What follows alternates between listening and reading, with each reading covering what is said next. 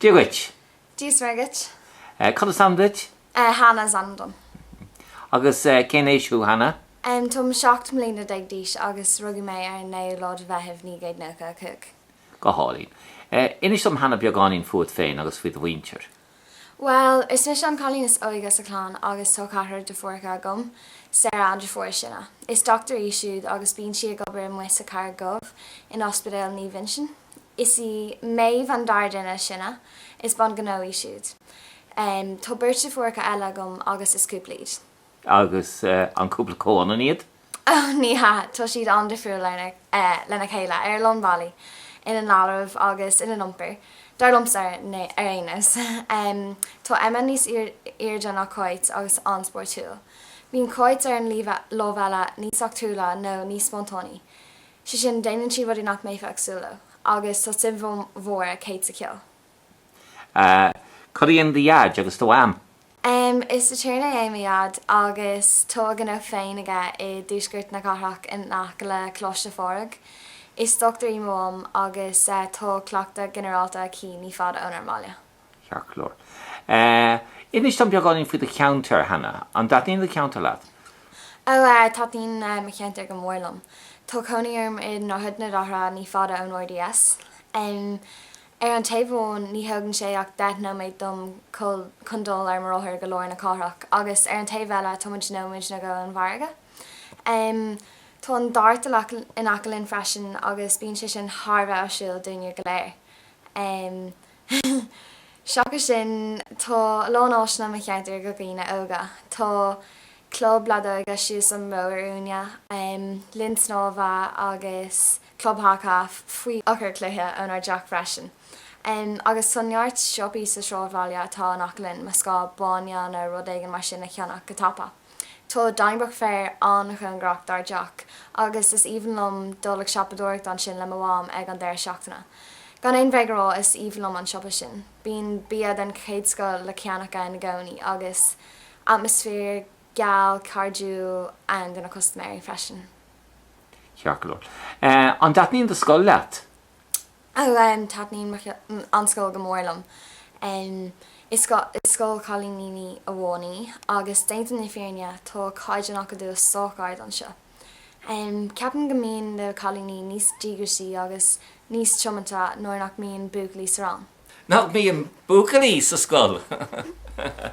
Cad a bhí na gceiste go lei sin? Sé na bhí na gceiste gom ná gur féidir leis na bucalí ar an agalíní a haint an grid stadar. Agus tá lán áisna maithe sa scoil. Tá park na sport, seomraí ceol, leirlinn bhrá holasfir in ar féidirlinn ra speisiúla a thugan amach ar ísacht.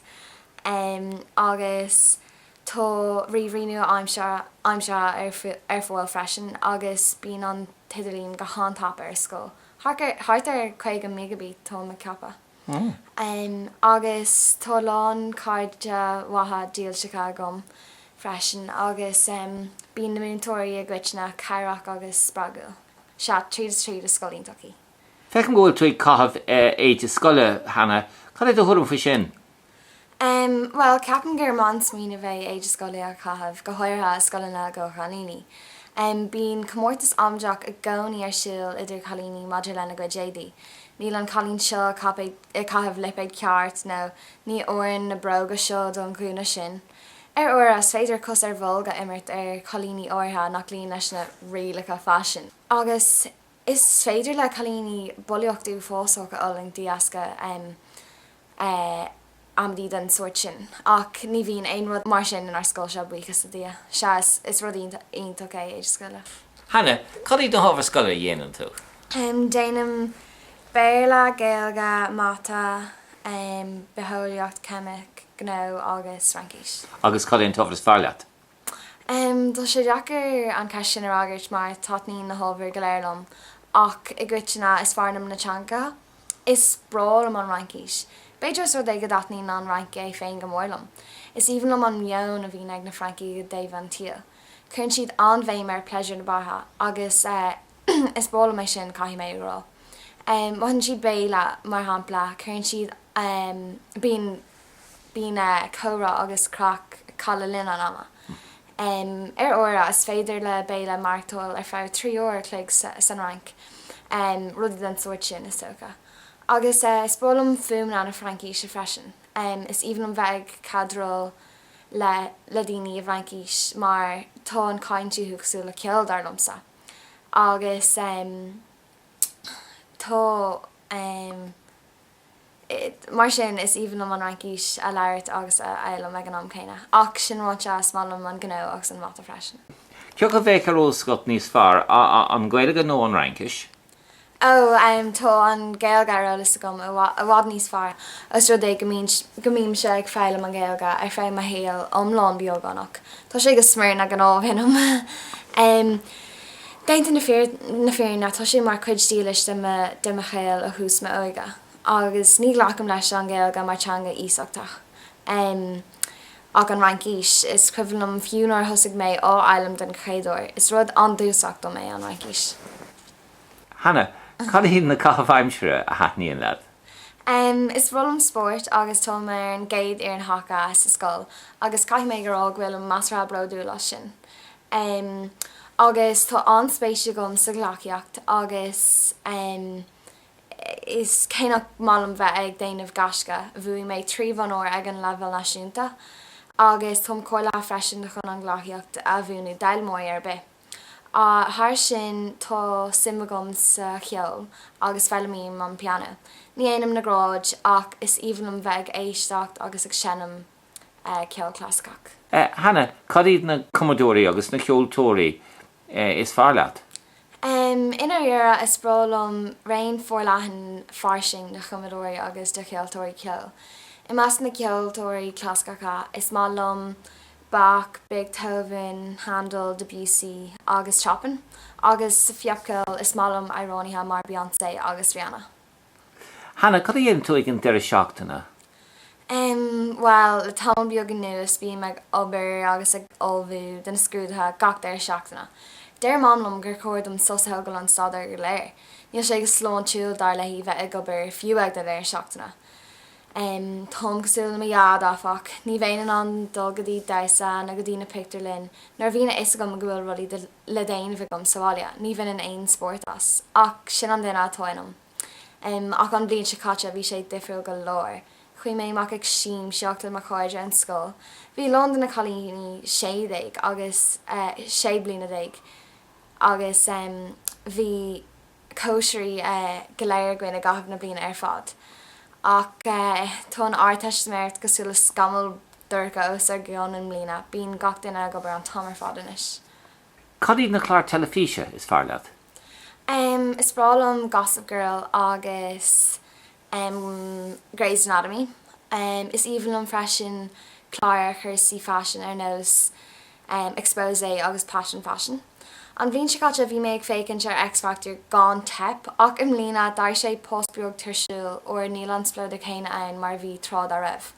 Tarlíonn sé sin le gach chláir stocha, rinn siad as smuointe óra agus tuisín siad ag treabhain na park na chéine a rís agus a rís eile, go dtí go bhfuil sé traffic an bós acu. Seachas an televís is málam sciil legin ag léamh iarslair lonracha ar nós glamour agus image. Is ionach na smuointe a bhíns na hirsléirí ggóir gúnaí agus éadaí de gacha le hais. Is minic go mbíonn na éadaí go háil ar fád. Éadaí nach gosnaíonn mór an airgid ach éard. Cá raibh tuair léonnta sira an bhliain se caite? Cú mé féin agus mar cara is fearr Justine go dtí an rank. Bhí mar in neiscirt na Franca ar chuir sa Frankíise. Car mar mí omlan sa campa agus bhí mar an gach sport imirt an sin agus bhí drámaíochtaí, díospóireachtaí agus daosaí agus cléithe tanmhacha le himirt a gine stíthe. Rinne gachra 3 rankís gan éiris agus ba bhór an cairidún don áirteasta é. Rinne mé a láncoid nua agus bíimiid fós i deaghfuil lena chéile ar Skype. Catá rinsin go tíanamh tar éis na hartiste Meachta? Well, bhrálam dogadí America tá gailta go in Boston có caircha agus bhrálam tamil caithh lesan. Tá ansí na gom der fuór le maithair na coní a drálaí fósta, agus thug sí cur dom teach ar chuircí á méigen. Tá bílín ací hí san sin agus ina mé a spróil am drálaí tá agus bí an air sin na déanamh i ggéirí. Ní mai riomh ar an lascad mór a hampla, agus bíhan am thusa le dhéanamh macadaí an tilin. Is fearálan an átí chéirí, agus bíon bharc iontacha le feiceáil timpeall an chósta sa car ar rothair nó fiú mascnaí an at bouta speisiúirta a dhéanamh. Beidir gnéid mí an dórád mar sin, thusa macadaí Americá agus cuirtear mantí nó idralaí. An rudí gceis gom ná cad dhéana tú taréis harteis merta maidir le cuasaí ollscoile. Tuigim an isisiú, well, bran sin ar na pointí ó I mééis dócha, ach bhrálam céim sa gná a dhéanamh in ollscoil na hair nó goláiste na tróide. Go háir. Inis dom rud ag an granmhar a bhaindit. Éon rud a hála. Rud ag an granmhar, cai mé smína bh dhéanamh sin. Casteachar. Scribhlam nuir bhí mé cuairt a ara do mo chócathair líon beag. Ní raibh sé ach 5 bliana dí sé an am. Fuair sé colí nua mar bhrontanas bre le cúpla ó díreach ribh sin, agus hasasta gháid dul amachadaí an clós imirtha áitiúil ina colí nua. Bhí sé drapa agus an drapa ag ar an aingach drapúirta, agus bhí na póistí go léir mór himpeléir ag léic amach Spider-Man, feici ar Spider-Man. Ach a tuban hitlíon bocht an ús den aingach. Ní ggurrtaigh sé féin tiit an bheag a bhíon, agus arás a rís leis ag drapa suas chun an bhar. Ar mála go bháile áfach tosím líon beag a ggóil. Fífrim den bhfuil sé ggurrte áit. Níl ar sa sesin go brnach lom ach hit méid den aingach agus inis ní creidir na póistí eile gur mis an fear Spider-Man. Go mar fad. Hannah, an raibh tú riamh sa gailta? Bhí, nar bhí mé anóg sa céad bhliain, chuí mé go dtí an rinn le trúrcard, Justine, Izzy agus Myrn. Bhí anspórt a gine ag an campus sin. Bhí rangan a gcuin ar maidin sus go dtí dóigh, agus an sin bhí orclaigh sos a gcuin chun rudí pársanta a dhéanamh.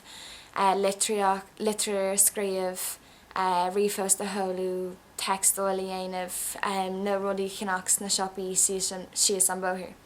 Ag a héana clog bhí lons na títhe a gcuin, agus taréis lon bhí gach ile chuirt de cléí tanmhacha le himirt a gcuin.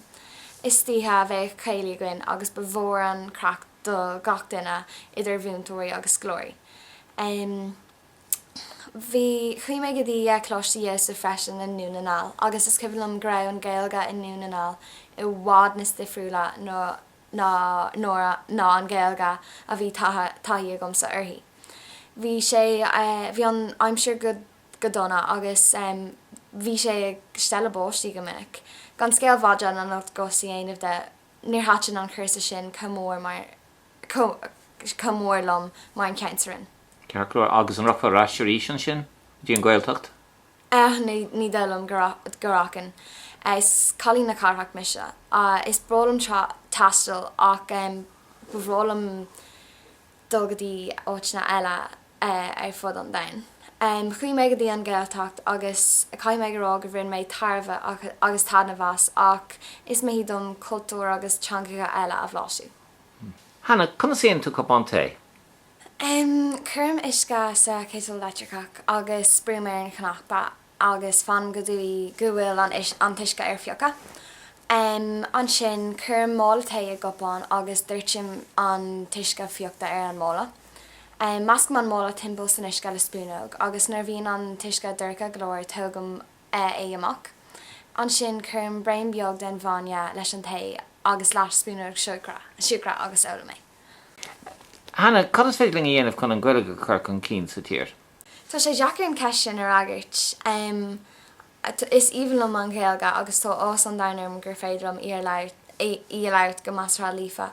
Ach sa látá nniuin bhíon an irid sin cuirmí ag éasag na tíra nach bhfuil an chéalga agus furbert na chéalga ar an lista duna rudaí a bhíon le déanamh acu. Tá líon mór daoine dul imimecha, agus iad siúd an sa tír. Is mór an dachar dóibh post úntaach áil. Daoine tá choilethe céim na oscailna agus lehéid. Má tá rialtas inar réir an maidir le furbait na Gaeilge, feictar domsa go mo chóirdóibh jobna a chur fáil do lucht leirta na teanga amháin. Ní dóil am áfach go bhain Gaeilge bós chutha, mar tá anrá ag go lán daoine óga ar an teanga, agus is even ó bheith caint an Gaeilge, go háir an ar bhíonn siad thar leir.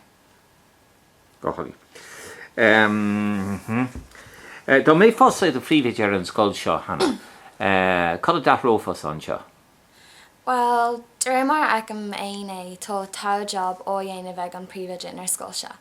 Bhíon atmosfér gáil cardúil anseo idir na mútúirí agus na scolóirí. Beidir go bhéid fi beagán níos mó den drámaíocht dhéanamh. Ní bhíon drama goin gach bhliain agus rinne mar cean just cúpla bhíon ó hin le Gonzaga agus ba bhí ancracha goin leis na buaclaí. Rud eile beidir go bhéid fi dhéanamh ná parc imirtha eile chur a fáil. Ar óra bíon brú airne madidir le cluthe fearne, mar níl an spósa goin gá cluthe imirt ag an am céine. Agus dá múfas an látó, cad í éonfas leis an airad ar bhil an látó bhuachan? Ó, bhrálam an látó bhuachan. Bheidh sé go chinntaach bheith an rudaí a dhéanamh do bhám agus do iad a rinne agus a dhéanaan an iard sin domsa. Agus gan airs bhrálam bheith obta agad a chuirt do mar bhórcha. Thar sin bhrálam bheith an takeíocht a chuirt do chairde a bhí na grúthas do dheasca aspa agat. Bhrálam bheith an martáil gan smíanamh a dhéanamh ar agad a rís go dtí deir a hial. Déithin leananseráid go dtí gur bhíonn mé mo chuspóirí amach nó gur hasasta gom rud ag an eile dhéanamh. Gur míle maithagad, Hannah. Gur mágad.